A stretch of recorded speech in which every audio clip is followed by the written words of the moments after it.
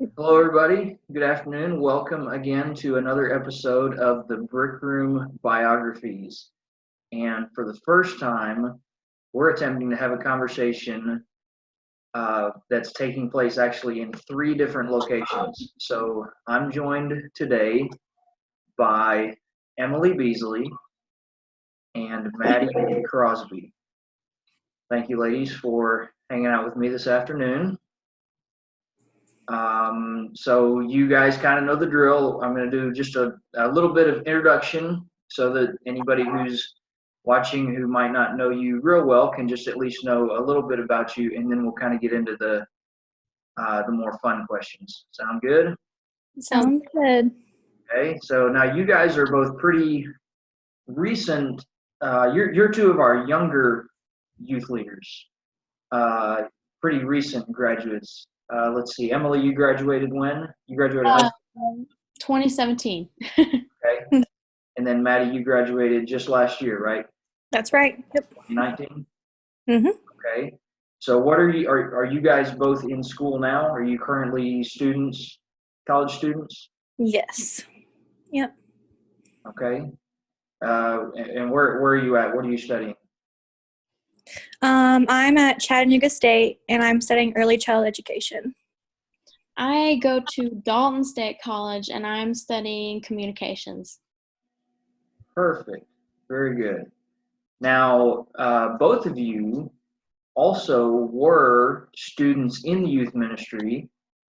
Um, what made you want to become a youth leader and work in the same youth group that you had grown up in? Maddie, you want to go first or me? You can go first. Okay, I was going to say, well, I first got recruited to work as a leader in the youth group at Mr. Prairie's house at a barbecue, and I wasn't really expecting to be asked to be a leader, and so I was kind of like, well, okay, I'll do it, I guess. And I just, I didn't know what it was going to be like. I didn't know if I was going to be confident enough and be able to help kids, that needed a good, strong leader as much as I was. But I am very thankful that I have done it now and that I am a leader, because it's been very challenging for me, even trying to help younger kids sometimes helps yourself even more.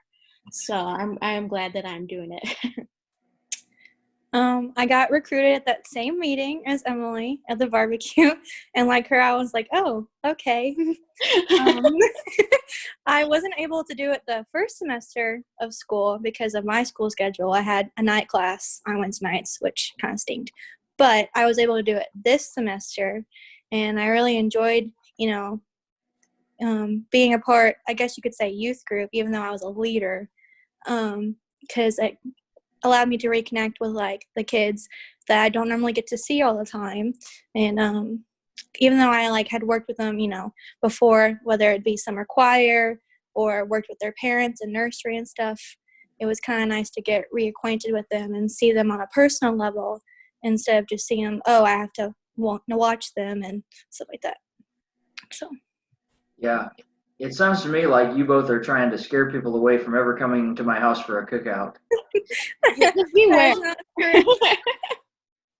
Yeah. That's just how it happened. There might be a motive there if that happens, right? Yes. So what's the biggest difference between being a student in the youth group and being a leader in the youth group? The biggest difference, I think, to me, it's going to sound kind of obvious, but it's just more of, as a leader, you're the one who's talking more, and as a student, you're the one who's taking in, learning more, and listening more. So for me, being a leader has been different because I've been the one that's talking and leading discussion.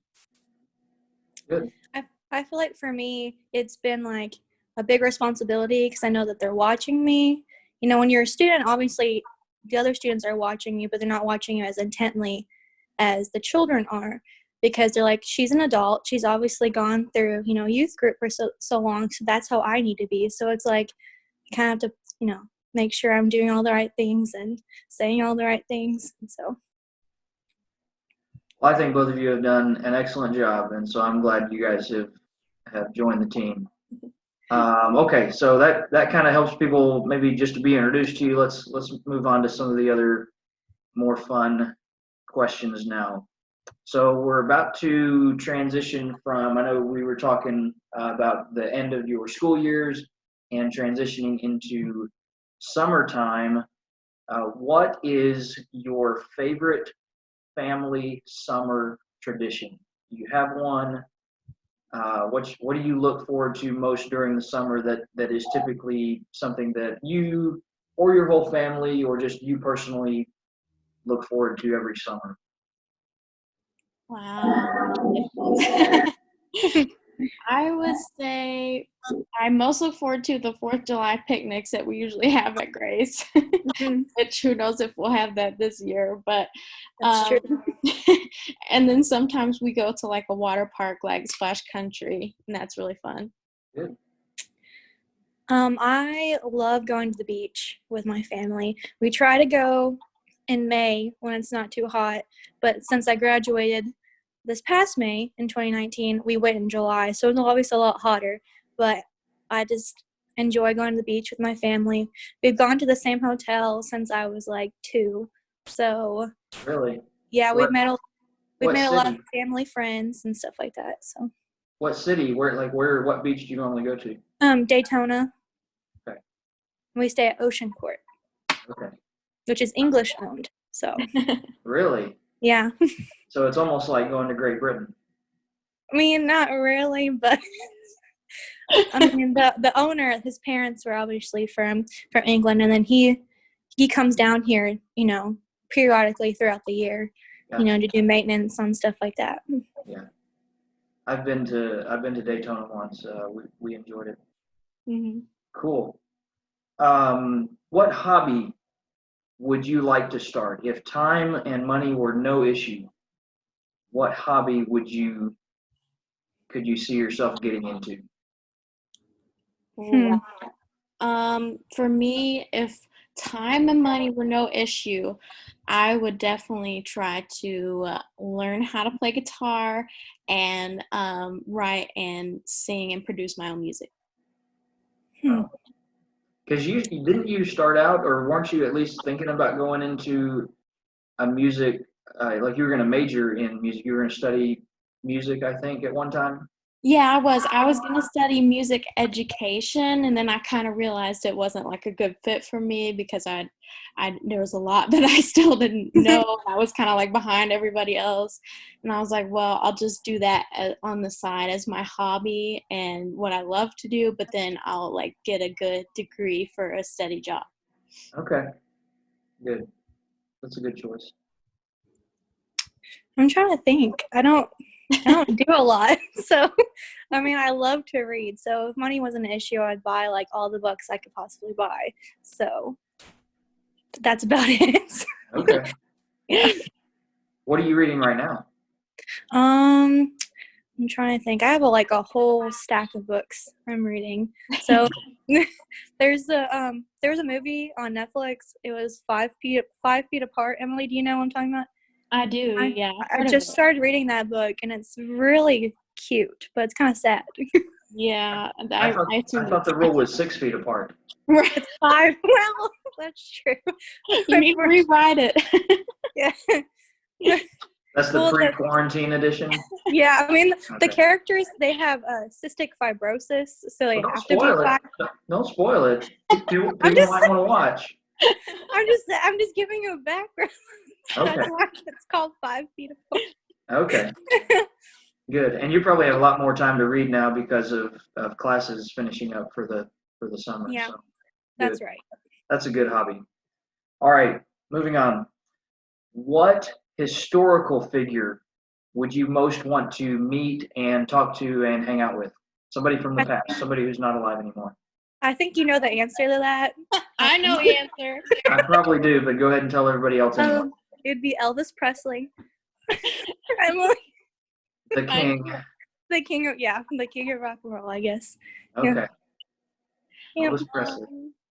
Some people think he's still alive, so. He's not. I promise. I went to his grave. I mean, it could be empty, Maddie. Did you? I Oh, mean, man. Oh, man. That's true. A lot of people seem to have been to Jesus' grave, too. So, Right, right. that's true. Ooh. Oh all my right. gosh. Emily, somebody from history that you would want to meet and talk to and hang out with. Well, that's hard because I'd love to meet probably like way way back. I'd love to meet Esther from the Bible. I think her story is really cool. I'd love to talk to her about that. But from like more recent, like past 100 years, I'd love to meet Audrey Hepburn. Okay. Cool. Good answers. If you could live anywhere in the world, where would it be? Oh, that's tough. That is tough. Well, I think for me, if I could live anywhere in the world, I would choose Paris, France. Okay. Yeah. Have you ever been to Paris, France? No, but I want to go so bad. Okay. Hopefully, I will. You want to go bad enough, you would just move there and live there. Right, I guess, yeah. Have you ever been to Paris, Tennessee? No, I haven't. Is it special? Well, to me it is because I have family that live there. Okay, then that's So- special, yeah. And they have their own version of the Eiffel Tower. Really? I didn't know that. They do. Yeah. Wow. I need to I knew go. every day. Yeah. Some people say it's not as impressive, but I don't know because I've never been to Paris, France. So Oh, so you can't compare. That's true. not from experience, no. Maddie, where would you live? I would love to live in Italy. Oh. Okay. I've always loved Italian culture. So, yeah. We have like family friends who are Italian. So, like, just, eating their food makes me really want to go to Italy to try like the real stuff. Yeah. Okay. Interesting. So both of you would choose somewhere in Europe. Mm-hmm. Yeah. I'll have to keep that in mind. Don't tell Nathan Merritt. No. Yeah, don't tell me. All right, Nathan, don't watch this. Okay. Why? Okay, so I've never seen. I've not seen much of the show, The Walking Dead. But some people have compared, like even Brandy has compared a lot of the way this virus has started and spread to like how zombie apocalypse type stories play out. Because she's a Walking Dead fan. So the question is, if this pandemic turns into a zombie apocalypse, how would you survive? How would you survive a zombie apocalypse? I'm going to be real honest with you. I probably wouldn't survive the first 5 minutes. Yeah, I wouldn't even, I just die. Wow. I just give up. You would just surrender and that would be that, huh? Yeah, first of all, I can't run. So, like, they would just get me automatically. So. Right. The zombies I've seen in the show are really not that fast. So as long as you just kind of kept moving, I don't think you really need to be very fast. You just That's true. get somewhere, without stopping, and then I don't know, lock yourself in somewhere, I guess. Right. But hopefully it doesn't come to that. Right, yes. Hopefully. Ooh. Okay, this next one is might be kind of silly, but from what I think I know about you guys, I think you're both animal lovers. What animal best represents you and why? Ooh. Oh no. Oh man. That's a really hard question. Right. I have like a couple ideas. Well, okay, my favorite animals are elephants, and I just love elephants. But I think, I don't know, something that's like cute and friendly. I can't think of anything right now. So a baby elephant. A baby elephant. There you go. Yeah. I've always liked giraffes. I don't know why. I just have. Because they're tall, and I've always been the tallest person in my class until I got to high school, and then obviously all the boys were taller than me. But when I was in elementary school, I was like the tallest kid out of everybody. So I related to giraffes because they're so tall and they have like long necks. Obviously, I don't have a long neck, but I just really like giraffes. Okay. All right, we'll finish out with a few would you rather questions. So I'll present a couple different scenarios and then you tell me Okay. which one you would prefer, okay? Okay. Would you rather be able to fly or breathe underwater? Ooh. Well, I don't really like fish. The fish freaks me out.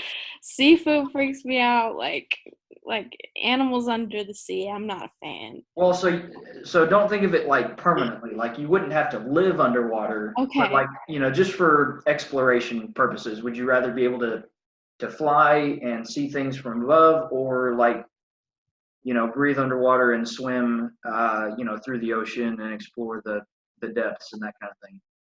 I would say breathe underwater because I love to swim all the time, and I was on the swim team for a long time, and then I quit my freshman year. But I've always loved to swim. My mom always called me her fish because I was always in the water in the summer, so that's why I Okay. guess I want to breathe underwater.